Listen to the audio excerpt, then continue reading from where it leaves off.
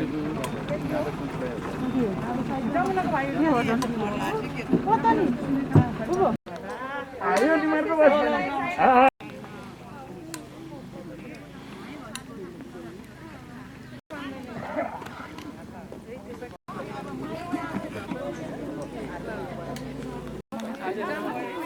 अरे भनेपछि हामी सबै यता बस्दिउँ यो लाइन चाहिँ यतिकै छोडिदिउँ खाली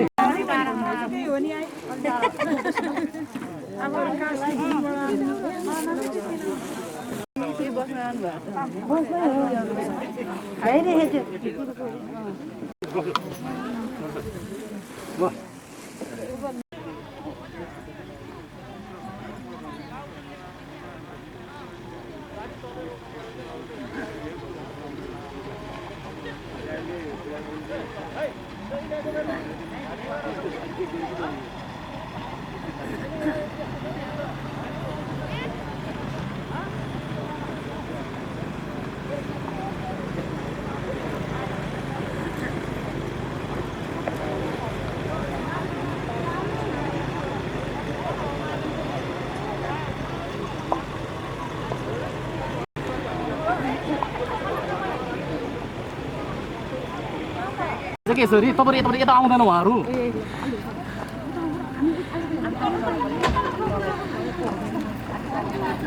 लाइन लाउनु आउँदैन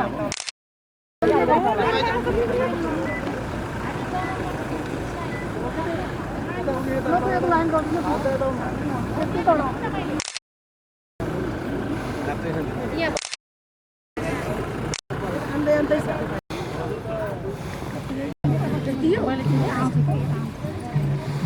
लाउनु भयो एउटा त मात्र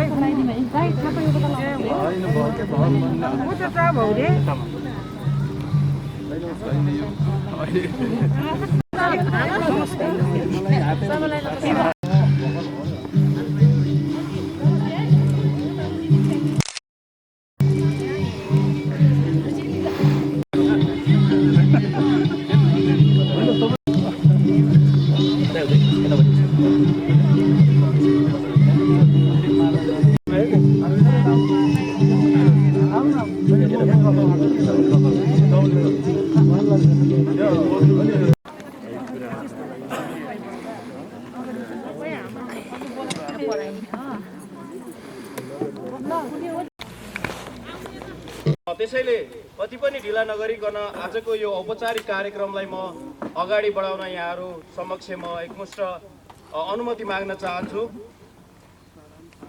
लागि यो आजको यो 84औं तमु आदिकवि स्वर्गीय हर्कबहादुर गुरुङको 84औं जन्म जयन्ती तथा शालिग अनावरण कार्यक्रमको अध्यक्षता ग्रहण गरिदिनुको लागि तमु आदिकवि स्वर्गीय हर्कबहादुर गुरुङ प्रतिष्ठानका अध्यक्ष उहाँको छोरा आदरणीय अर्जुन गुरुङ मामालाई यो कार्यक्रमको अध्यक्षता ग्रहण गरिदिनुको लागि हार्दिक अनुरोध गर्न चाहन्छु। आसन ग्रहण गरिदिनुको लागि गण्डकी प्रदेश सभा सदस्य माननीय मीन प्रसाद गुरुङ मामालाई आसन ग्रहण गरिदिनुको लागि विशिष्ट अतिथिको आसनमा आसन ग्रहण गरिदिनुको लागि हार्दिक अनुरोध साइडमा बस्नु केतकाजी गुरुङज्यूलाई विशिष्ट अतिथिको आसनमा आसन ग्रहण गर्नुको लागि हार्दिक अनुरोध गर्न चाहन्छु। त्यसै गरी विशिष्ट अतिथिको आसनमा आसन ग्रहण गरिदिनुको लागि छौँ र यो सपनाको परिकल्पनाको लागि हार्दिक अनुरोध गर्न चाहन्छु। त्यसै गरी पालिकाको उपप्रमुख त्यसै गरी विशेष अतिथिको आसनमा आसन ग्रहण गरिदिनुको लागि त्यसै गरी समूहहरूको साझा घरलाई हार्दिक अनुरोध गर्न चाहन्छु। त्यसै गरी फेदीखोला गाउँपालिका वडा नम्बर 4 का वडा अध्यक्ष माधव क्या खावचुर तान मिचिन्ने मिथेन्ने क्रथेन्ने पोसिदे ते थेवा थेम्ने तानलाई चुर स्वागत हो। तमु आदिकवि हर्कबहादुर गुरुङ सालमेर जन्मिदिएको सबै भाइ खलक त्यहाँ चुर यसै लेमु लामिसरे भाइ खलकको धरे तमु आदिकवि हर्कबहादुर तमुई 2012 साल अहिले कुई प्रिसी र प्रोरिगो धेरै लम्बा 2016 साल घृ पुस्तक ऋण 22 साल अर्को पुस्तक धेरै 58 घृ पुस्तक प्रकाशित लिएर त्याचुरसम्म खैमु धेरै त्याबे चुर्बे पालरी यो आदिकवि लै यो गाउँपालिका थेब गुण लैदिमिमु त्याचुर लबतान यो गाउँपालिका कथेवगो मिचोमा तलन सुदे सैदे थेव मुन सन्दर तिल यो अध्यक्ष जुलाई गाउँपालिकाको तानलाई ताली राबिन्दे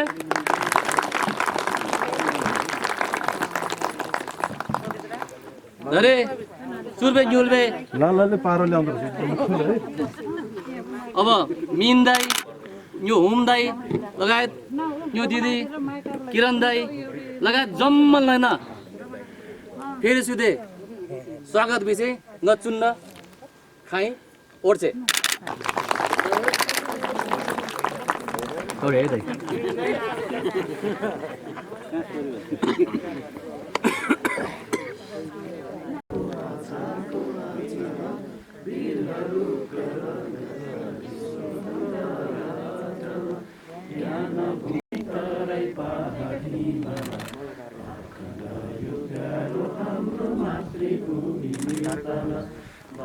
जाति भाषा धर्म संस्कृति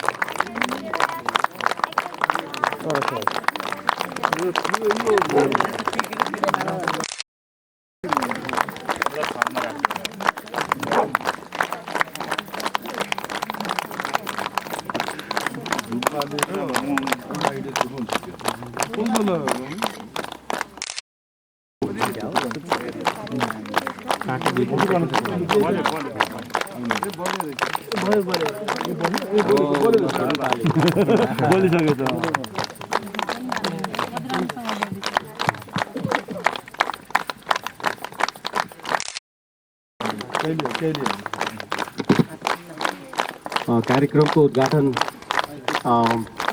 माननीयज्यूको तर्फबाट माननीय मन्त्रीज्यूको तर्फबाट कार्यक्रम उद्घाटन भइसकेको छ र अब हाम्रो तमु आदिकवि स्वर्गीय हर्कबहादुर गुरुङज्यूको अन्तर्गत हुँदैछ।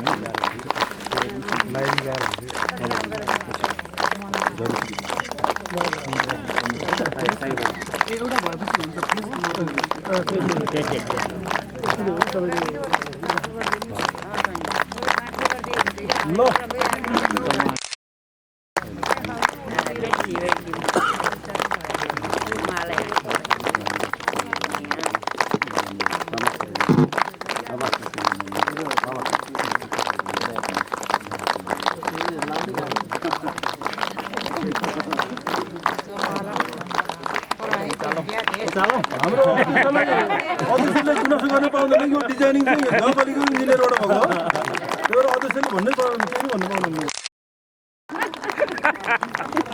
ठ्याक्क जान है जल्दी यता हेर न एकछिन ल यता हेर न एक ए जाडी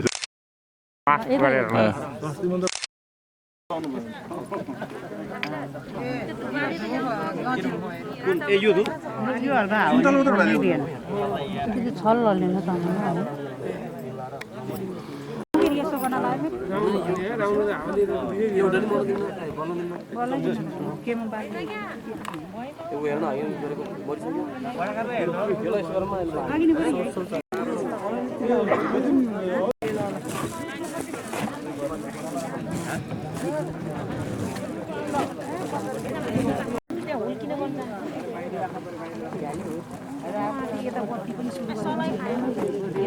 एउटा लाइनमा उठ्नु न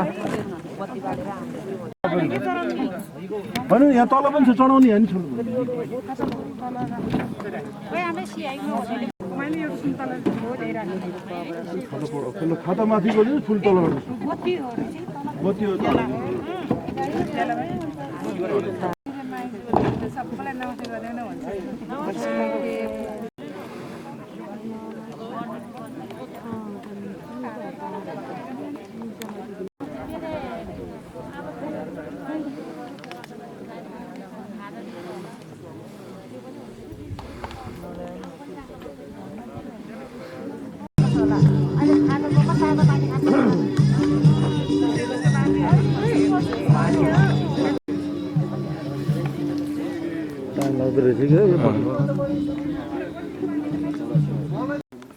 तमुकवि हर्कबहादुर गुरुङ म एउटा भाइ खोलाको हैसियतले बोल्दैछु। मेरो जेठाबाजीको नाति हुनुहुन्छ र म साइलाको नाति हो र उहाँले चाहिँ नि उमेरको हिसाबमा मभन्दा दाइ धेरै ठुलो हुनुहुन्छ र उहाँले चाहिँ नि यो गीतहरू लेख्ने कार्यक्रम गर्दाखेरिमा हामी धेरै नै सानो थियौँ र पछि हामीलाई थाहा भयो किनकि यो गोसाइसराईको कारणले भनौँ या के हामी लामिछाँरा दाजुभाइ हो। तर मैले एउटा स्मरण के गर्न चाहन्छु भने मलाई हाम्रो कान्छी बजैले दसैँमा टिको लगाउँदाखेरिमा टिको लगाएर चाहिँ नि साल्मीको माइला दाई जस्तै बन है भनेर भन्नुभएको थियो। तर साल्मीको माइला दाई भन्ने को मलाई थाहै थिएन किनभने उहाँ उमेरको हिसाबले गर्दाखेरिमा र उहाँ आदिकवि हर्कबहादुर गुरुङ भनेर हामीलाई थाहा लाग्यो कि हाम्रो भाइ हो भनेर दाइ हो भनेर र मैले उहाँलाई चाहिँ नि अहिले पुरै भन्नुपर्दा मेरो हातमा धेरै छ यो भन्दाखेरिमा समय धेरै जान्छ होला त्यही कारणले म छोट गरी म भन्न चाहन्छु उहाँको चाहिँ नि उहाँले चाहिँ नि यो नेपाल सरकारको चाहिँ नि खरदार जागिर खानुभयो। त्यसपछि त्यो कार्यक्रममा चाहिँ उहाँहरूले धेरै विभिन्न प्रकारको गीतहरू गाउँदै हिँड्नुभएको रहेछ। गीत गाउने कार्यक्रममा चाहिँ नि उहाँहरूले एक दुईजना जाँड खाने मान्छेहरूले आफूमाथि अटेक पनि गर्दा आए अरे किनभने हाम्रो गुरुङ समाजमा भर्ती हुने चलन त्यो बेलामा के भन्नुभयो अरे उहाँहरूले भने त गुरुङको छोरा भएर लाउरे नभएर यहाँ यसरी चाहिँ नि गाइने जस्तो गीत गाउँदै हिँड्ने भनेर पनि भन्नुभयो अरे उहाँलाई। पछि चाहिँ नि फेरि उहाँहरूले चाहिँ नि क्षमा पनि याचना गर्नुभयो अरे किनभने साथीहरूले चाहिँ नि यो उहाँ त चाहिँ पढे लेखेको किनभने त्यो बेलामा स्कुलै थिएन। त्यो बेलामा स्कुलै नहुने बेलामा पनि 10 पास गर्नु भनेको चाहिँ एकदमै ठुलो कुरा थियो र उहाँले चाहिँ नि एसएलसी पास गरेपछि दाङगढे अहिले यो मावि भएको छ त्यस्ताका चाहिँ नि प्रावि थियो। त्यो प्राविमा प्रधान अध्यापक गर्नुभएको रहेछ। त्यसपछि चाहिँ नि उहाँहरूले चाहिँ नि यो नेपाल सरकारको चाहिँ जागिर खानुभएको रहेछ। त जागिर पनि खाँदै गर्ने र गीत गाउने क्रममा चाहिँ नि उहाँले झन्डै 3.5 दर्जन चाहिँ गीत गाउनु भएको रहेछ र रेडियो नेपालमा ठाडे भाका सुनेमा गीत जस्तोहरू पनि उहाँले रेकर्ड गर्नुभएको रहेछ। तर त्यो पुरानो टाइपको क्यासेटहरू भएको कारणले अहिले हामीले धेरै खोज तलासी गऱ्यौँ त्यो पाएनौँ। दुःख कुरा यही हो। र कति उहाँले लेख्नु भएको गीतहरू थियो त्यो पनि चाहिँ नि कति पाएको छैन र यो क्युदे थुलन दुखन मन भन्ने चाहिँ नि यो डाके क्लबले चाहिँ नि रेकर्ड गरिदिनु भएको रहेछ र यो मात्रै प्रचलनमा आयो। त्यसपछि अहिले अन्तिममा आएर चाहिँ 2056 सालमा एउटा यो पेछा आमाले संस्कृति जोगाउँ भन्ने चाहिँ एउटा क्यासेट मैले निकाल्दाखेरिमा उहाँले चाहिँ एउटा लेखिदिनु भएको थियो। त्यो चाहिँ कस्तो थियो भने उहाँको हर शब्द चाहिँ नि अति नै चाहिँ नि मार्मिक अनि दुःखको अनि यथार्थहरूमा आधारित हुन्थ्यो र उहाँले चाहिँ नि एउटा यस्तो गीत लेखेर दिनुभयो मलाई कि एउटा टपिक हो अहिले पनि धेरै हाम्रो दाजुभाइहरू चाहिँ विदेशमा हराएको छ। विदेशमा हराएको आफ्नो ढिङ्गा मैसा तले तले गई झेझे खाना भनेको दिन रात किन किन झेझो भन्ने शब्द गुरुङहरूले चाहिँ नि कान्छा छोरालाई झेझो भनिन्छ र मेरो उसको कान्छा छोरो हराएको हुन्छ र खेव रिवा आलसी स्योमाङ योजी आरान यो भन्नुको अर्थ के हो भने ऊ अनपढ थियो नपढेको थियो त्यस कारणले ऊ विदेशिएको थियो। लेखा पढाइ हुन्थ्यो भने यही देशमा जागिर खाइन्थ्यो र उहाँले यसरी मिलाएर भन्नुभएको थियो र उहाँको धेरै मार्मिकहरू टुकाहरू छ। मारै चुरा भमु होला सुख पिस्यो घिचिबिला भनेको सुनको चुरा ल्याउँछु भन्थ्यो सुख दिन्छु भन्थ्यो भनेर जाने उहाँले यसरी भन्नुभएको यो नेपालीमा। र गई झेज्यो खवन भन आगुई हुलर शिवन भन भनेको विदेशीमा मर्नै लेखेको रहेछ। र यो सबै भन्न त म भ्याउँदिनँ र उहाँले चाहिँ यस्तो प्रकारको गीत लेखेर दिनुभएको थियो। र गीत चाहिँ नि मैले रेकर्ड गराएको 2056 सालमा सन्जय कुमारीले गाउनु भएको छ। धेरै कुरा नगरिकन उहाँको वर्णन धेरै गर्दाखेरिमा यो समयको अभाव पनि छ। यो कवि सम्मेलन भएको हुनाले मैले एउटा चाहिँ नि जानी नजानी एउटा कविता लेखिदिएको छु र यो म चाहिँ नि उहाँको यो आजको कार्यक्रममा म आफूले लेखेको कविता सुनाउन चाहन्छु।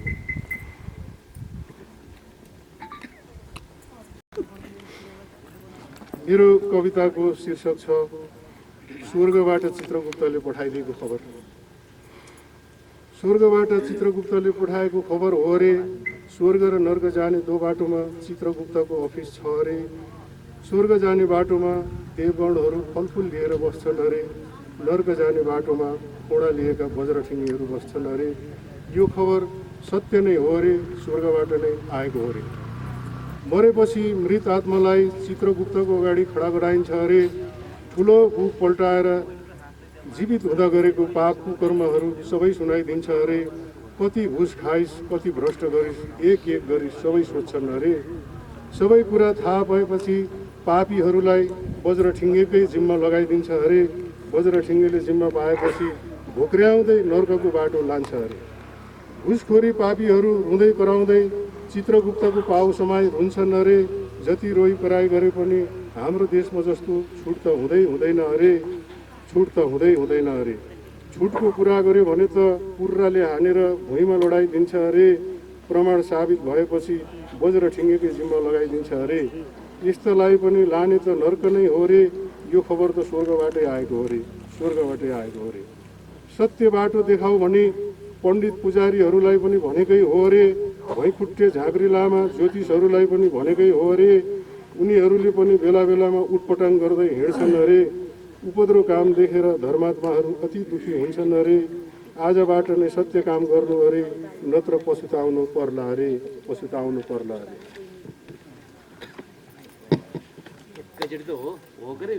भ्रष्ट नेताहरूको बानी देखेर देवताहरू अति दुखी हुन्छन् अरे। आफ्नै छोरी बुहारी सम्धिशालालाई ठुला ठुला पदमा नियुक्ति गर्छन् अरे। सोझा साझा निमुखाले त पिउनको जागिर पनि नपाउने अरे। सबै दुखी जनताहरूलाई भेदभाव नगरी बराबर नजरले हेर्नु अरे। यो खबर त स्वर्गबाटै आएको हो रे, बैमानी काम गर्दै नगर्नु अरे। पृथ्वीमा जस्तो स्वर्गमा त वाइफाई नेट हुँदैन अरे। पृथ्वीमा जस्तो स्वर्गमा वाइफाई नेटहरू त हुँदैन अरे। बदमासी गर्यो कि त चित्रगुप्तको बुकमा आफै मेसेज जान्छ अरे, आफै मेसेज जान्छ अरे। जीवित हुँदा गरेका पापहरू भिडियो जस्तै देखाइदिन्छ अरे। स्वर्ग जाने भए राम्रो काम गर्नु अरे, नर्क जाने भए जेसुकै गर्नु अरे। यो खबर चित्रगुप्तले नै पठाएको हो रे, पछि आफ्नो खुट्टा समाएर नरुनु अरे। मृत आत्मालाई लिन आउँदा यमदूतहरूले आर्यघाटमा पनि भनेकै हो रे। रामघाट, गाईघाट, तुलसी घाटमा पनि यो खबर पठाएकै हो रे। वडा कार्यालयदेखि केन्द्रीय कार्यालयसम्म पनि खबर पठाएकै हो रे। देश हाँक्ने ठुला नेताहरूले त यो खबर सुनेको नसुने गर्छन् अरे, सुनेको नसुने गर्छन् अरे। नराम्रो छोड्नु अरे, ख्यालठट्टा गरेको होइन अरे, ख्यालठट्टा गरेको होइन अरे। मातृभूमि बेच्नेहरूलाई त 7 जुनी पिपको तलाबमा राख्छन् अरे। देशको खोला नाला बेच्नेहरूलाई पनि पिपकै तलाबमा राख्छन् अरे। 7औं तान्ने मधेसको राँगाको जन्म दिन्छन् अरे। कहिले खेत कहिले बारी जोति राख्नु पर्ने अरे। त्यसैले देशको भला गर्नु अरे, देशको भला गर्नु अरे। यो खबर त स्वर्गबाटै आएको हो रे, यमराजले पनि भनेको हो रे, यमराजले पनि भनेको हो रे।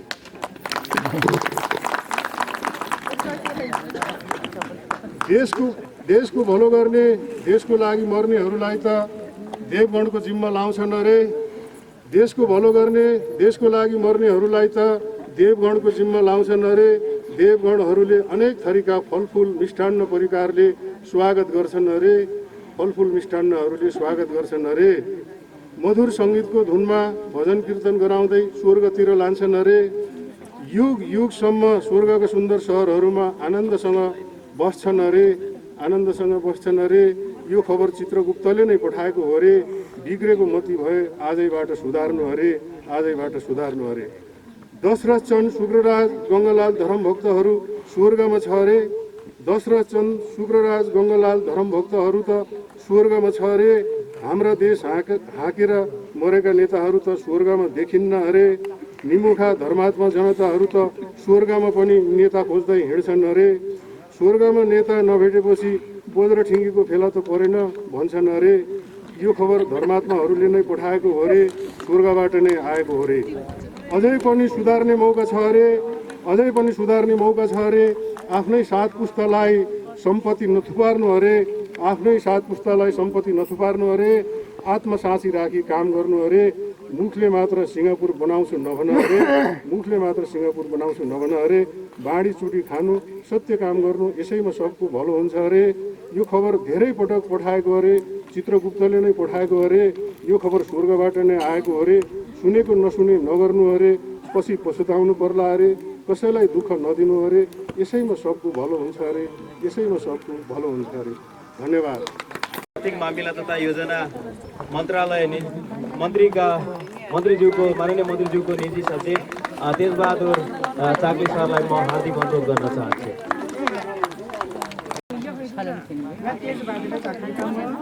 आवाज ले हल्ला हल्ला दो नो यो आर्थिक मामिला तथा योजना मन्त्रालय माननीय मन्त्री निजी सचिव म केला म दैतोको ना यो हरकत मैं तोला आगु में गला दो कविता तमो भातर कविता भिडियो बिरा कविता की खाइ म कविलाई कविता दिस विषय त्यही तमो बा तो कम तानन त्यही मी तो चुर पिला आँखा चिगु चिगु कविता मात्रै आगे त मुक्तकै साउन्ड के हो न्याउलो कविता भिम दै क्रि न्याउलो मुक्तका भिम तमकिरे भिले त फुरुकिरे चुरे म फुरुकिरे आगुमै कोला भिम न्याउलै बा तले चा आको बा भिम क्रि हो तले चा आको बा भयो भयो तले चा आको बा चुन्यो मिजो गई क्रिए तले हो क्रिए त छाउ त म भिम गई खावा छ्याउ न अलंगाय तालाई तले चा आको बा चुन्यो त मिजो गई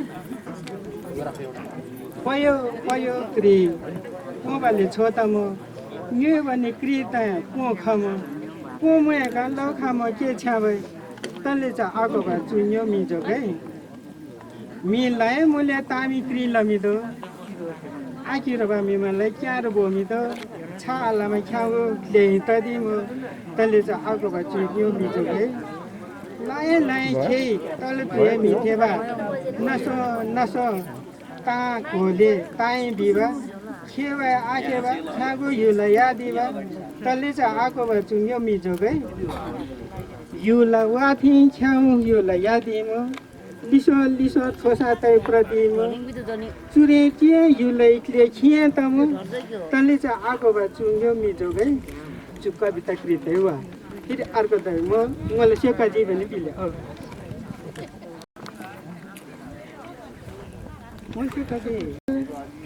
चङ लुङ नङसी चङ लुङ नङसी बिवा उत्तर दक्षिण पूर्व पश्चिम लिएर हो चङ लुङ नङसी तानन तिथ आङी निथ आङी प्रो प्रो तदि मुकेड तव बि न्योमी बिवा चवसे आङी न्योमी बिवा चवसे आङी खेकु माङी केडम क्योरो आङी सेमको त लालाई खावा के बिवा आङी ख्योत बिख्योत त न्योचा आङी नसो प्रभा नसो तबा लिले आङी तिथो प्लुमा कुथो तदु रोदु तिदु रिमा कुदु तदु तिजी बिमा तान जिमेन्दु क्योरो आङी केड तदु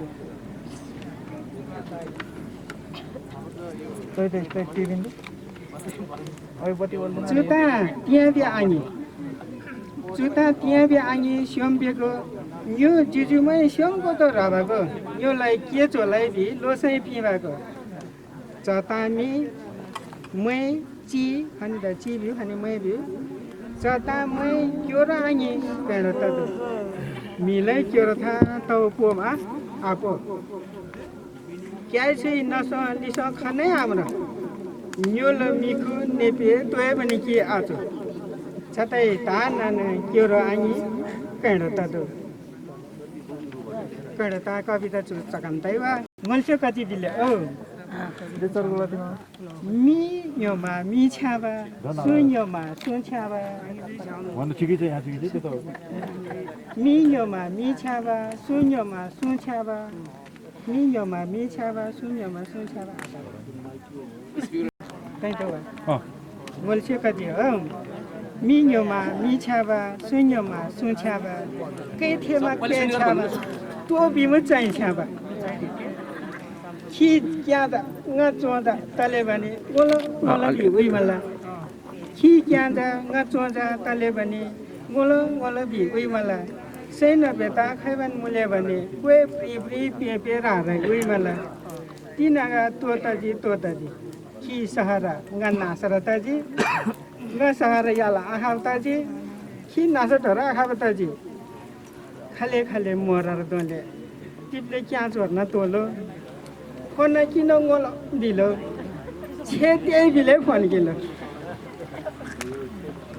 गाय ngol से कति खैमान नेटवर्क का बिजी खैमान नम्बर बिजी कोला आया तोताजी ngol से कति ता चकन्ता हो तो चकन मने तो को चकन्ता रे ओ नासमै नमस्ते केला नामगा मन्त्री किरण गुरुङज्यू माननीय किरण गुरुङज्यू यसरी नै विशेष अतिथि इस प्रदेश का माननीय प्रदेश सभा सदस्य बिन प्रसाद गुरुङज्यू पूर्व माननीय हितकाजी दाई इस गाउँपालिका का अध्यक्ष घनश्याम सुवेदीज्यू सम्पूर्ण जनप्रतिनिधिहरू विभिन्न सङ्घ संस्था प्रतिनिधिहरू र सबै उपस्थित हुनुभएका दाजुभाइ र मेरो तर्फबाट हार्दिक यहाँलाई शुभकामना दिन चाहन्छु धन्यवाद दिन चाहन्छु र यो कार्यक्रममा बोल्ने अवसर दिनुभएकोमा आयोजकलाई धन्यवाद दिन चाहन्छु। सबैभन्दा पहिला तमुहरूको आदिकवि स्वर्गीय हर्कबहादुर गुरुङप्रति म श्रद्धासुमन अर्पण गर्न चाहन्छु। परिवारजनप्रति र सबै तमु समुदायप्रति समवेदना पनि प्रकट गर्न चाहन्छु। किनभने स्वर्गीय आदिकवि हर्कबहादुर गुरुङ केवल व्यक्ति होइन, उहाँ समुदायको प्रतीक हो। समुदायको एउटा भाषाको जागरणको अभियन्ता हो। हामी सबैको भावनालाई गाउँ बस्तीमा पुर्याउने त्यो अभियन्तालाई हामी सबैको एउटा सामूहिक प्रतीकको रूपबाट हामीले बुझेका छौँ। त्यही कारणले आज स्वर्गीयको हामीले त्यो सम्मान दिएका छौँ र आज उहाँकै यो स्थलमा जन्मस्थलमा उहाँकै ठाउँमा गाउँमा यो शालिग अनावरण गरिएको छ। यो शालिग अवश्य पनि तमुहरूको एउटा आदिकविको एउटा प्रतिमाको रूपबाट हामीले सधैँ पुज्नेछौँ, सबैले पुज्नेछौँ। र तमु भाषा यो संस्कृति भनेको केवल तमु समुदायको मात्र होइन, यो राज्यको निधि हो, राज्यको संस्कृति हो, राज्यको सम्पत्ति हो। त्यही मानेमा आज गाउँपालिकाले अत्यन्तै सम्मान गरेर उहाँहरूको यो गाउँपालिकाको तर्फबाट जुन खालको साथ सहयोग र प्रदेश सरकारको एउटा चाहिँ जुन खालको अभिभावकत्व प्रदान गरिएको छ, यसको निम्ति म हार्दिक धन्यवाद र आभार व्यक्त गर्न चाहन्छु। स्वर्गीय हर्कबहादुर गुरुङ उहाँ जब आफ्नो एउटा शिक्षा र चेतनाले जुन खालको एउटा तमुहरूको निम्ति म काम गर्नुपर्छ, भाषाको निम्ति काम गर्नुपर्छ भन्ने त्यो खालको एउटा भावना जागृत भयो। उहाँ पढ्ने क्रममा दामगाडी स्कुल पोखरादेखि लिएर जुद्धोदय माविसम्म अध्ययन गरेर फेरि दामगाडी स्कुलमा आएर उहाँ प्रधानाध्यापकसम्मको एउटा अध्यापन गर्नुभयो। त्यति मात्र होइन, मैले बुझेअनुसार नेपाल सरकारको नापी विभाग नापी शाखामा चाहिँ खरिदारको पदमा रहेर उहाँले सेवा गर्नुभयो, राष्ट्रको सेवा गर्नुभयो। त्यो राष्ट्रको सेवा गर्ने क्रममा तमु भाषा, तमु संस्कृति, तमु जातिमाथिको एक खालको विभेद, एक खालको घृणा, त्यो खालको एउटा भाव पनि हाम्रै यो समाजमा उहाँले अनुभूति गर्नुभयो।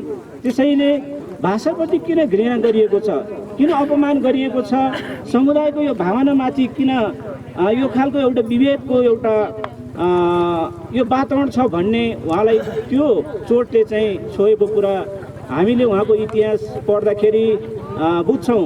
यसरी नै अर्को उहाँले चाहिँ आफ्नो सिर्जनामा नारीको वेदना प्रस्तुत गर्नुभएको छ।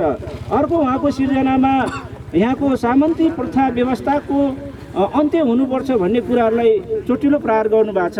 अर्को उहाँको सिर्जनामा लाउरे प्रथाले हाम्रो समाजमा कुन खालको एउटा असर र प्रभाव पारेको छ यो कुराहरूलाई एउटा चाहिँ जागरणको रूपबाट तमोहरू अब शिक्षामा लाग्नुपर्छ, तमोहरू सचेत हुनुपर्छ भन्ने कुरालाई गाउँ गाउँ बस्ती बस्तीमा गीतको माध्यमबाट उहाँले जुन खालको एउटा सन्देश दिने, जागरण गर्ने, तमोहरूलाई एकता गर्ने, समाजलाई उठा जागा है भन्दै जुन खालको एउटा गाइने गुरुङ गाइने भएर गाउँ बस्ती जगाउनु भयो। यसको निम्ति उहाँको यो योगदानको जति सम्मान गरे पनि कम हुन्छ। त्यो हुनाले आगामी दिनमा हामी सबै अबको पुस्ताले उहाँले हिजो जुन योगदान दिनुभयो त्यो योगदानलाई सम्मान गर्दै उहाँको पदमा हामी अगाडि लाग्नुपर्छ र त्यो पदमा लाग्ने क्रममा तमुदी नेपालले विभिन्न सहयोगीहरूको खास गरी युकेमा रहनुभएका आदरणीय योगेश गुरुङ, सुमल कुमार गुरुङ लगायत विभिन्न सहयोगदाताहरूको एउटा चाहिँ भावनाको कारणले तमुदी नेपालले विगत 5 वर्षदेखि तमु आदिकवि स्वर्गीय हर्कबहादुर गुरुङज्यूको स्मृतिमा हामीले अक्षय कोष पनि सञ्चालन गरिआएका छौँ र वर्षेनी हामीले 4 जना सम्मानित गर्दै आएका छौँ र अहिलेको लोछारमा हामीले 4 जना व्यक्तित्वलाई सम्मान गर्न पायौँ र हाम्रै आजको प्रमुख अतिथि आदरणीय हाम्रो आर्थिक मामिला तथा योजना मन्त्री माननीय मन्त्री किरण गुरुङज्यूको बाहुलीबाट हामीले वरिष्ठ लोकगायक अमर बिराई गुरुङ, समाजसेवातर्फ पौरखी नेपालका संस्थापक अध्यक्ष मन्जु गुरुङ, यसरी नै विदेशमा रहनुभएका समाजसेवीहरू एनएनएन हङकङका अध्यक्ष टिका गुरुङ राधिका, यसरी नै साहित्यतर्फ युकेमा रहनुभएका वरिष्ठ लेखक साहित्यकार एकेन्द्र गुरुङलाई सम्मान गरी त्यो अवसर पनि प्राप्त गरेका थियौँ। र आगामी दिनमा म के आग्रह गर्न चाहन्छु भने हाम्रो यो प्रतिष्ठान र तमुदी नेपाल लगायत हामी सङ्घ संस्थाहरू मिलेर अब तमु आदिकवि स्वर्गीय हर्कबहादुर गुरुङको यो स्मृतिलाई अझै चिरस्थायी बनाउनको निम्ति, कार्यक्रमलाई प्रभावकारी बनाउनको निम्ति, फलदायी बनाउनको निम्ति, सृजनात्मक बनाउनको निम्ति तमुदी नेपालले पनि त्यो अक्षय कोष मार्फत यो स्मृति दिवसको कार्यक्रममा हामी सहभागी भएर चाहिँ अगाडि बढ्न हामी तत्पर रहेको कुरा पनि यहाँलाई जानकारी गराउँदै फेरि पनि देखाउनु भएको बाटो भनेको एउटा शिक्षामा लाग्नुपर्छ भन्ने बाटो हो, एउटा राष्ट्र सेवामा जुट्नुपर्छ भन्ने बाटो हो। अर्को कुरा समाजमा समानता चाहिन्छ, विभेद हुनुहुन्न। हाम्रो भाषा भनेको एउटा अमूल्य निधि हो, यसको जागरण हुनुपर्छ र सबै चाहिँ नागरिक सचेत हुनुपर्छ र सबै सचेत र सबै समान हौ भन्ने त्यो खालको उहाँले सन्देश दिनुभएको छ। र हामी विदेशीय र अर्काको मुलुकमा गुलाम भएर काम गर्ने होइन, आफ्नै मुलुकमा केही गर्नुपर्छ भन्ने त्यो खालको हामीले ठुलो सन्देश दिएर जानुभएको छ। र वास्तविक हाम्रो जीवनमा उहाँले दिनुभएको यो सन्देशहरूलाई, उपदेशहरूलाई हामीले व्यवहारमा प्रयोग गर्न सक्यो भने हाम्रो मुलुक पनि समृद्ध हुने, उहाँको जुन खालको सपना पनि साकार हुने भएको हुनाले हामी त्यो मार्गमा लागौँ भन्ने म यो आग्रह पनि गर्न चाहन्छु।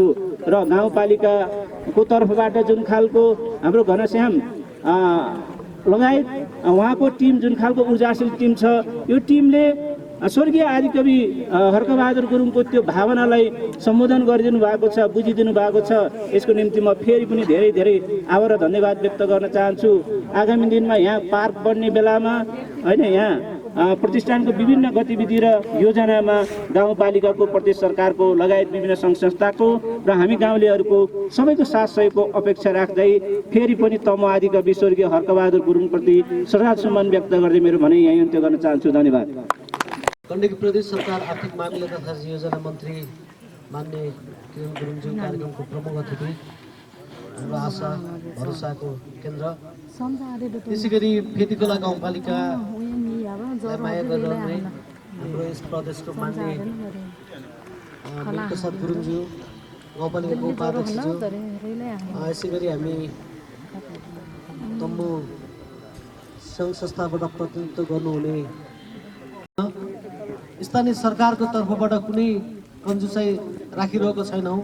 हामीले 2074 सालमा जति बेला स्थानीय सरकारको निर्वाचनको प्रक्रियामा थियो त्यति बेलामा नै तत्कालीन समयमा नेकपा एमालेको घोषणा पत्रमै हामीले यो आदिकविको रूपमा उहाँलाई सम्मान गर्ने र प्रतिष्ठानको रूपमा विकास गर्ने र उहाँहरूको कृतिलाई चाहिँ छपाएर अनि विद्यार्थीको माझ पनि लग्ने र विभिन्न कृतिहरूलाई प्रकाशित गरेर प्रचार प्रसारमा ध्यान दिने हाम्रो जुन लक्ष्य थियो त्यो लक्ष्य रूप नै हामीले हाम्रो कार्ययोजना अन्तर्गत विगत 2 वर्षदेखि हामीले जन्म जयन्ती विशेष गरी प्रतिष्ठान र गाउँपालिकाकै आयोजनामा कामहरू गर्दै आइरहेका थियौँ।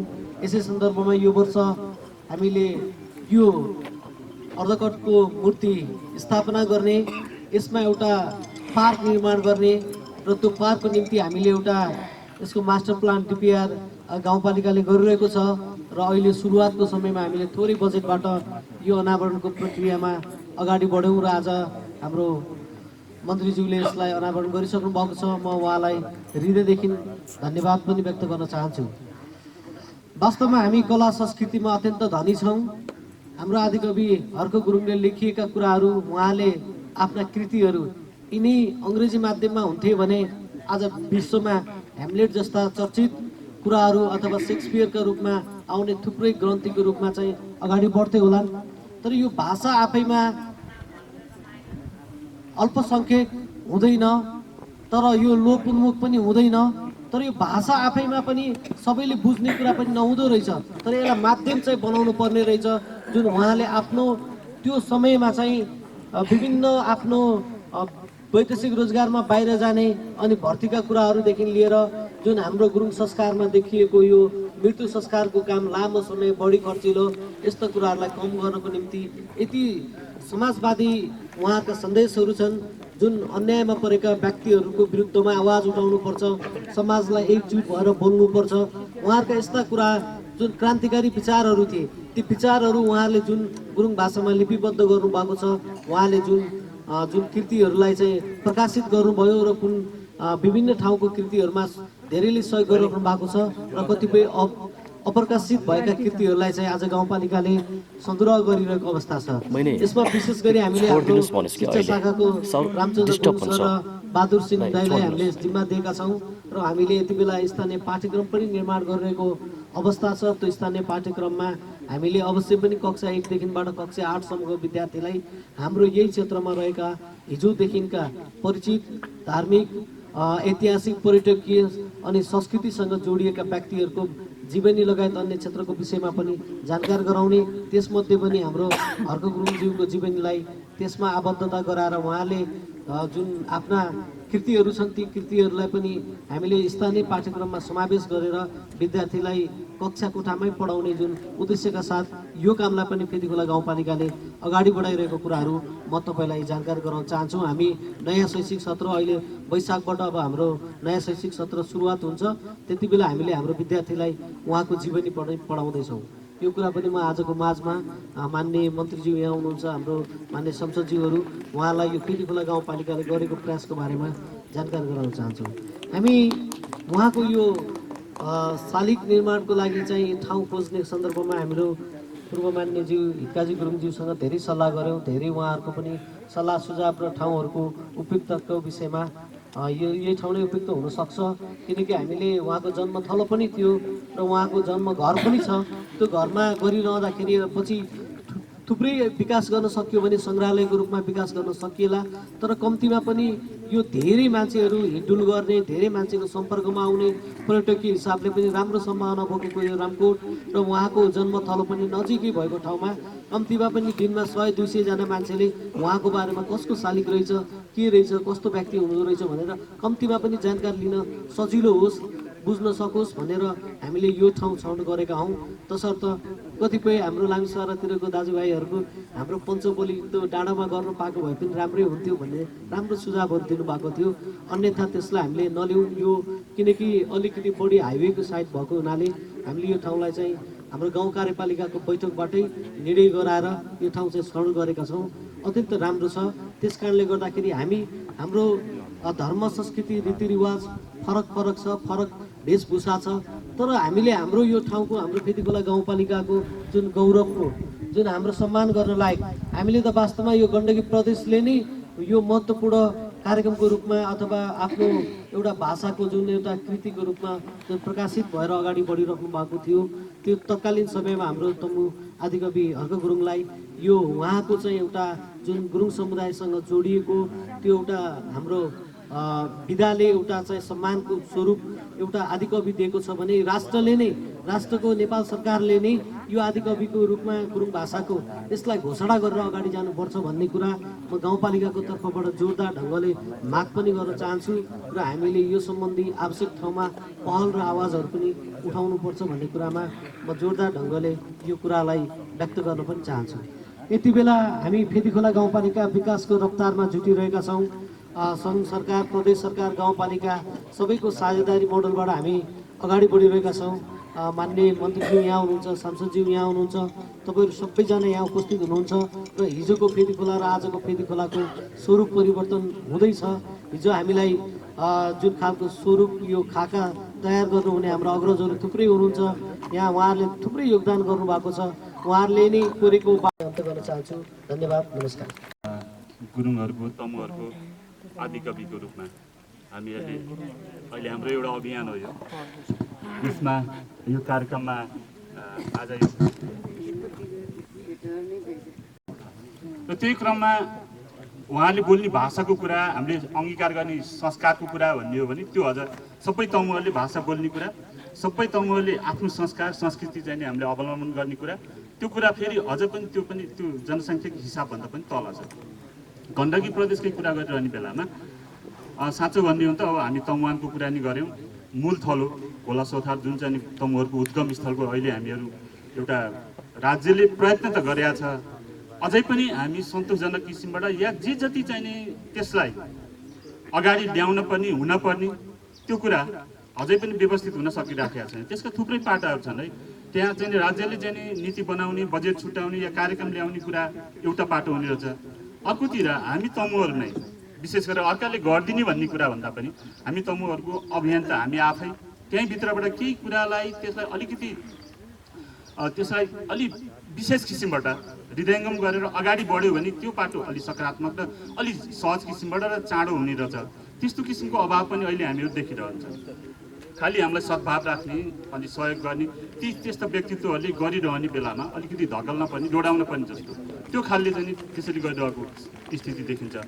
त्यसो भएको हुनाले पनि तमु अब यो गण्डकी प्रदेशकै कुरा गरिरहँदाखेरि पनि हामीहरू त्यही नेपालकै जनसङ्ख्याको हिसाब किताब जस्तै हामीहरूका ब्राह्मण, अनि त्यसपछि मगरहरू, अनि त्यसपछि छेत्री, अनि त्यसपछि तमुहरू विशेष चौथो रूपमा या चाहिँ 24 लाखभन्दा बेसी जनसङ्ख्याको हिसाब गर्ने बेलामा हामी 3 लाखकै हाराहारीमा तमुहरूको बसोबास गण्डकी प्रदेशमा छ। त्यसो भएको हुनाले त्यो किसिमबाट स्याङ्जाकै कुरा गर्ने भने पनि हामी चौथो नै हो। 3 लाख हाराहारीमा छ जनसङ्ख्या। हामी 60,000भन्दा अलिकति माथि जाने स्याङ्जा जिल्लाको के अरे हामी जनसङ्ख्याको हिसाबबाट त्यसै तमुहरू बस्छौँ। जनसङ्ख्याको हिसाबबाट अलिकति तल भए पनि तर सांस्कृतिक, भाषिक जुन हिजोको ऐतिहासिक परम्परा कालखण्डको हिसाब गरिरहने बेलामा तमुहरूको आफ्नै खालले चाहिँ यो प्रदेश या यो भेग त्यो चाहिँ महत्त्वपूर्ण रहेको हुनाले पनि स्वाभाविक रूपले राज्यले यसलाई हेर्न पर्ने र त्यति मात्र होइन, हिजै पनि हुन त पृथ्वीनारायण शाहले होइन जाति जनजातिहरू बस्छन्, त्यही मध्येमा 7वटा भन्दा अरू चाहिँ त सबै जनजातिहरू, त्यहाँनिर बोलिने भाषा पनि 100 भन्दा बेसी बोलिन्छ। त्यो बोलिने भाषाहरूमा पनि लिपि जाने के त भन्दा त्यो अभाव छ। अहिले चाहिँ मोटामोटी कुराहरूले 20वटा चाहिँ भाषाहरूको त त्यो लिपि केही भाषाहरू छौँ या त्यसलाई चाहिँ अङ्गीकार गर्ने र त्यसलाई चाहिँ तमुहरूको चाहिँ लिपि बनाउने भन्ने कुरा पनि एउटा अभियानको रूपमा त्यसलाई राज्यले चाहिँ त्यसलाई स्वीकृति दिने कुरा एउटा पाटो होला र हामी कति अभ्यासमा आउँछौँ, हामीलाई सहजतापूर्वक त्यसको चाहिँ अनुकरण गर्ने, प्र्याक्टिस गर्ने भन्ने कुरा एउटा पाटो होला। तर त्यसको पनि चाहिँ विकास भइरहेको छ। त्यसो भएको हुनाले यो जे जति भाषागत रूपले त्यसलाई चाहिँ हामीले प्रयोग गर्ने अनि त्यहाँबाट त्यही भाषा प्रयोग गर्ने भएपछि स्वाभाविक रूपले संस्कार संस्कृतिको कुराहरू पनि त्योसँग जोडेर आउने रहेछ क्या। अहिले हामी धिँ भन्ने कुरा गर्छौँ, रोटीको कुरा गर्छौँ, त्यो चाहिँ आम चाहिँ के त त्यो तमु भाषा भए पनि त्यो नेपाली भाषा पनि भयो र त्यो अन्तर्राष्ट्रियकरण पनि भयो। रोटी भन्न साथ त्यसको अङ्ग्रेजी त्यसको चाहिँ उल्था केही पनि हुँदैन, नेपालीमा त्यसको अर्को उल्था पनि हुँदैन।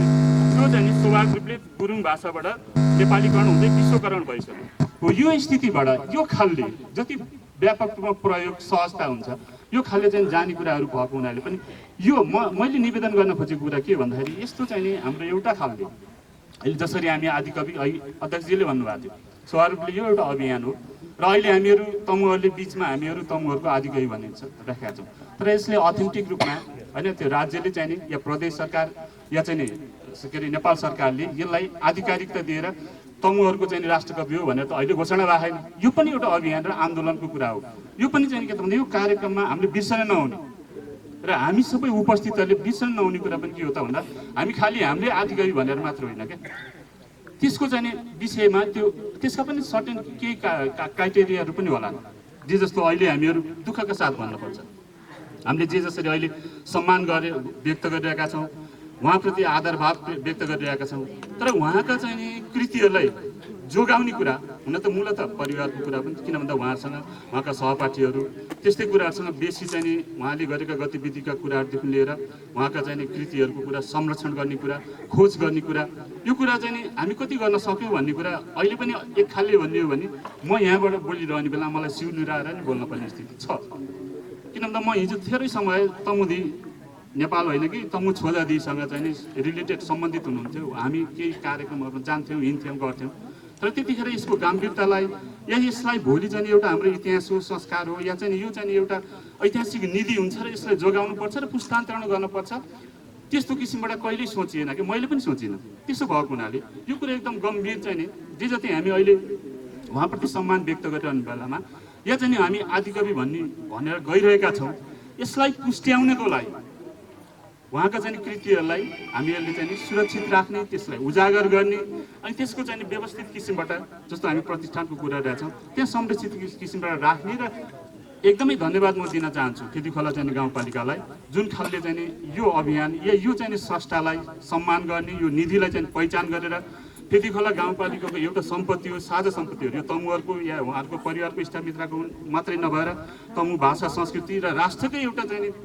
हाम्रो नेपाल चाहिँ बहुभाषिक, बहुसांस्कृतिक, बहुधार्मिक, बहुजातीय चाहिँ हामी संविधान प्रदत्त नै नेपालको चाहिँ मौलिक अधिकारमा पनि चाहिँ त्यो के अरे हामी राखेका छौँ कि कुनै पनि मातृभाषा त्यसको चाहिँ संरक्षण गर्ने, त्यसमा पढ्न पाउनुपर्ने, त्यो बोल्न पाउनुपर्ने मान्छेको मौलिक अधिकारमा पनि अहिलेको 72 सालको संविधानमा त्यहाँ निश्चितता भएको हुनाले पनि त्यो कुरालाई कसरी व्यवस्थित गर्ने भन्ने कुरा चाहिँ गाउँपालिकाले कार्यक्रम अगाडि ल्याएर त्यसलाई सम्मान स्वरूप त्यसको चाहिँ कार्यरूप त्यसलाई व्यवहार चाहिँ अगाडि बढाउने क्रममा अगाडि बढाएको छ। र सबभन्दा महत्त्वपूर्ण कुरा अहिले जुन चाहिँ स्थानीय सरकार बदलिँदो राजनीतिक परिस्थिति संघीयता आइसकेपछि संविधानमा उल्लेख अधिकार स्थानीय सरकारको अधिकार अन्तर्गत पाठ्यक्रम जुन निर्माण गर्नुपर्छ सकिन्छ र सक्छ र बनाउँदैछ, अनि त्यो अन्तर्गत चाहिँ हर्क गुरुङ के अरे हर्क गुरुङलाई यहाँको चाहिँ एउटा खेतीखोला गाउँपालिकाको एउटा स्रष्टाको रूपमा र त्यो सँगसँगै प्रदेश अनि नेपालकै तमुहरूको चाहिँ एउटा अमूल्य निधिको रूपमा उजागर गर्ने, त्यो ऐतिहासिकतालाई कायम राख्ने र बचाइराख्नको लागि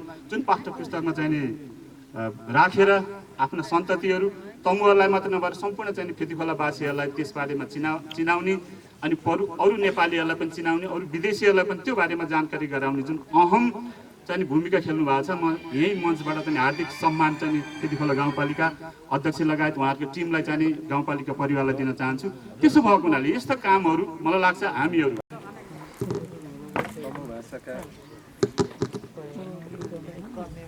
तमु भाषाका आदिकवि स्वर्गीय हर्कबहादुर गुरुङ उहाँको 84औं जन्म जयन्ती तथा यस ठाउँमा शालिग निर्माण गरिएको छ र शालिग अनावरण समारोहका अध्यक्षज्यू, आजको यस कार्यक्रममा उपस्थित पहिलो संविधान सभाका माननीय सदस्य हितकाजी गुरुङ कहाँ हुनुहुन्छ? यतै दौडधुप गर्छु भन्दै हुनुहुन्थ्यो उहाँले, पछाडि अहिले पछाडि बस्नु रहेछ। म सम्मान व्यक्त गर्न चाहन्छु। र त्यसै गरी गण्डकी प्रदेशका माननीय सदस्य मीनबहादुर गुरुङ, खेतीखोला गाउँपालिकाका अध्यक्ष उपाध्यक्ष, तमुदी नेपालका अध्यक्ष लगायत पत्रकार, फोटोग्राफर, अब सबै दाजुभाइ दिदीबहिनीहरूमा म सर्वप्रथम हार्दिक अभिवादन टक्राउन चाहन्छु। सर्वप्रथम त म स्वर्गीय हर्कबहादुर गुरुङका बारेमा मलाई छेक्यो उहाँको यो तमु भाषा गुरुङ भाषाको गीत र कविताका बारेमा मैले त्यति धेरै अध्ययन गरेको छैन। पुस्तक प्रकाशित भएको छ भन्ने मैले फेरि बोल्न चाहिँ जान्दिनँ। र अर्को कुरा त्यो नेपाली अक्षरमा त्यो लेखिएको गुरुङ भाषाहरू हुन्छ नि, त्यो पढ्नै अप्ठ्यारो हुन्छ। मलाई लाग्छ त्यो एकदमै गुरुङ भाषा जान्नेलाई पनि अब त्यो लेखिएको कुराहरू चाहिँ पढ्न गाह्रो हुन्छ, जसले गर्दाखेरि अलिक समस्या हुन्छ, बुझ्न पनि गाह्रो हुन्छ। तिनै कारणले गर्दाखेरि मैले पढ्न पाएको छैन, मैले पढ्न सकेको छैन। तर धेरै पहिला म सानो हुँदाखेरि नै डाँफे कला मन्दिर बेला बखतमा विभिन्न कार्यक्रम हुँदाखेरि डाँफे कला मन्दिरमा त्यस बेला चाहिँ बगरभन्दा अलि माथि एउटा के टोल भनेर भनिन्थ्यो, मैले अहिले भन्ने गीतको नाच चाहिँ हामीले चाहिँ हेर्थ्यौँ र अरू पनि अब नाच विभिन्न उसमा नाचिन्थ्यो। त्यस बेला अत्यन्त अब यो गीत चाहिँ लोकप्रिय पनि थियो र राम्रो थियो, सबैले मन पराउँथे। र त्यो मलाई लाग्छ त्यो यहाँ चल्दासम्म, डाँफे कला मन्दिर चल्दासम्म सधैँ दैनिक रूपमा बेलुका चाहिँ त्यो कार्यक्रम चल्थ्यो। मलाई लाग्छ सधैँ ती कार्यक्रमहरूमा यी गीत बज्थे र त्यहाँ चाहिँ नाचिने गर्थ्यो। त्यसैले र उहाँले त्यस बेला लेखेको आजभोलि अब गुरुङ भाषामा लेखिएको भने पनि त्यो खाँटी गुरुङ भाषा हुँदैन, धेरै नेपाली मिसिएको हुन्छ। तर स्वर्गीय हर्कबहादुर गुरुङले जे जति चाहिँ लेख्नु भएको छ त्यो खाँटी गुरुङ भाषामा चाहिँ रहेको छ। त्योभन्दा पनि मैले यहाँ स्वर्गीय हर्कबहादुर गुरुङसँगको एउटा नाता सम्बन्ध, साइनो सम्बन्धको बारेमा पनि मैले यहाँहरूलाई जानकारी गराउन चाहन्छु। उहाँ चाहिँ मेरो बजै फुपू हुनुहुन्छ र मेरो बुवाको उहाँ चाहिँ फुपूको छोरा हर्कबहादुर गुरुङ हो। र हाम्रो त्यस बेला बाजे मुखिया हुनुहुन्थ्यो, मुखियाको चाहिँ मैले सुनेअनुसार 3 बहिनी कति बहिनी चाहिँ थिए, त्यसमध्येमा एउटा बहिनी चाहिँ यहीँ मट्टी खाना भनेर भनिन्थ्यो त्यस बेलाखेरि। हाम्रोमा यो सारालाई चाहिँ मट्टी खाना भनेर नै त्यो मैले चिन्थेँ भनिन्थ्यो। त्यस्तै गरी अर्को चाहिँ पोलमा र अरू चाहिँ गाउँमा। त्यसमध्येको उहाँको चाहिँ अब मेरो बुवाको चाहिँ फुपूको चाहिँ छोरा। र त्यो पछि पनि अब भेटघाट भइरहन्थ्यो, तर अब मेरो चाहिँ फेरि अब त्यति भेटघाट चाहिँ भएन। अब बुवासँग त हुन्थ्यो, अब सोल्टी भएर भेटघाट गर्ने काम, घरमा आउने बस्ने सबै कुरा चाहिँ हुन्थ्यो। अनि यहाँ फुपूको चाहिँ छोरा भनेर उहाँले भन्नुहुन्थ्यो। अनि तर म फेरि अलि राजनीतिमा लागेको कारणले गर्दाखेरि पनि मैले यो पारिवारिक नाता सम्बन्धसँग मेरो त्यति चाहिँ त्यस बेला पनि धेरै मैले चाहिँ आफ्ना नातादारहरूलाई पनि मैले चिन्दिनँ। राजनीतिक मान्छेहरूलाई चिन्छु, राजनीतिक नाता भएको मान्छेहरूलाई टाढाकालाई पनि चिन्छु, तर आफ्नै घर परिवार आफन्त नाता सम्बन्ध भएकोलाई मैले त्यति चिन्दिनँ। यो राजनीतिमा लागेपछि त्यस्तै हुँदो रहेछ। फेरि अब आफ्नो नातापातालाई पनि अब धेरै अब नजिकको सम्बन्ध राख्न नहुने, भोलि चाहिँ नातापातालाई यसो गरे उसो गरे भन्ने आरोप पनि आउने भएर होला।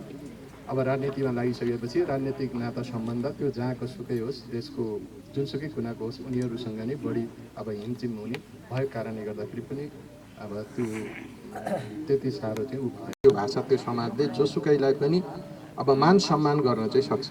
त्यसको निम्ति मलाई लाग्छ कुनै पनि अब सरकारी अब राज्यबाटै त्यो मान्यता प्राप्त गर्नुपर्छ भन्ने मलाई चाहिँ लाग्दैन। तर केही अब शहीद कसलाई मान्ने भन्ने सन्दर्भमा, विभूति कसलाई मान्ने भन्ने सन्दर्भमा त्यसमा चाहिँ अब राज्यको एउटा कुनै चाहिँ नियम होला, मापदण्ड होला, अर्थात् राज्यले पनि भन्नुपर्ने होला।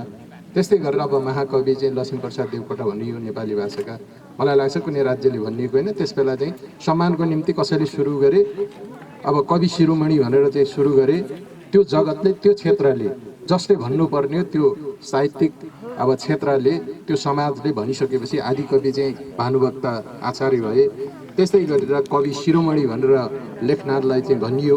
त्यस्तै गरेर महाकवि भनेर चाहिँ लक्ष्मीप्रसाद देवकोटालाई चाहिँ भनियो। यसरी चाहिँ भन्ने चलन हुन्छ। त्यस्तै गरेर चाहिँ तमु भाषाको निम्ति मलाई लाग्छ अहिलेसम्म अब सबैभन्दा आदि भनेको सबभन्दा पहिलेको भनेर भन्नु नि हो हामीले बुझ्ने भनेको।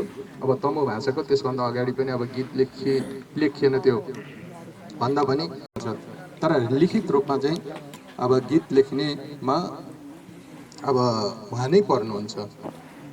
त्यस कारणले गर्दाखेरि अब तमु भाषाको आदि कवि र कविता उहाँले चाहिँ अब लेख्नुभएको छ, लिपिबद्ध गर्नुभएको छ। कतिपय अब रेकर्डिङहरू गीत चाहिँ रेकर्डिङ भयो, ती रेकर्डहरू चाहिँ प्राप्त हुन चाहिँ सकेन भन्ने कुरा छ। त्यसको अब खोजी त अब गर्नु नै पर्छ मलाई लाग्छ। अहिलेसम्म पनि प्राप्त नभइसकेपछि अहिलेको जस्तो चाहिँ ती सबै रेकर्डहरू चाहिँ सुरक्षित राख्ने खालको कुनै पनि माध्यम त्यस्ता खालको त्यस बेलाको चाहिँ प्रविधिमा रेकर्ड गरिएका अहिले चाहिँ जेसुकै हामीले चाहिँ फेसबुकमा राखेका केही चिज हामीले राखेर त्यसलाई जति डिलिट गरे पनि त्यो कहिले डिलिट हुँदैन। जानुहुन्छ